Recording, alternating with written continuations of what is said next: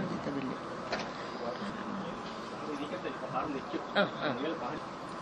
വാടിയിലേക്ക് sir ഇരിക്കില്ല.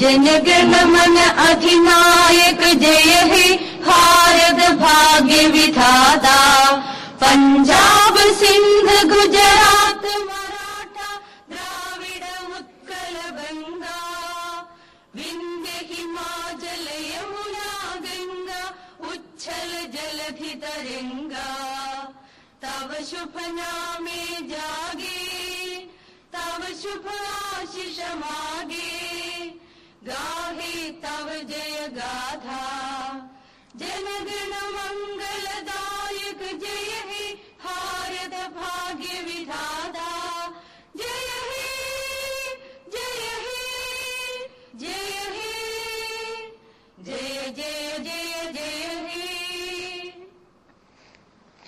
Sir, പിന്നീട് ചില കേസുകൾക്കകത്ത് അനോണിമസ് ലെറ്ററിന്റെ പേരിൽ കേസെടുക്കാനായിട്ട് അന്ന് ആ ഗവൺമെന്റ് എടുത്തിട്ടുണ്ട്.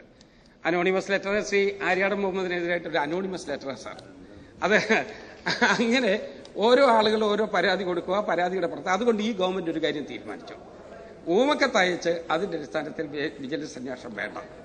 അതാരും ആവട്ടെ, പ്രതിവർഗത്തിൽ വരുന്ന ആരും ആവട്ടെ, ഊമക്കത്തിന്റെ അടിസ്ഥാനം. അതെ, ഞാൻ ശ്രീ കുഞ്ഞാലിക്കുട്ടി സാഹിബിന് എതിരായിട്ടുള്ളത് ഇതേ മാതിരി തന്നെയാണ്. ഊമക്കത്തിന്റെ അടിസ്ഥാനത്തിൽ നമുക്ക് ആ നടപടി വേണ്ട. രാഷ്ട്രീയമായിട്ട് നമുക്ക് വിയോജിപ്പോ തർക്കങ്ങളോ ഒക്കെ ഉണ്ടാകാം.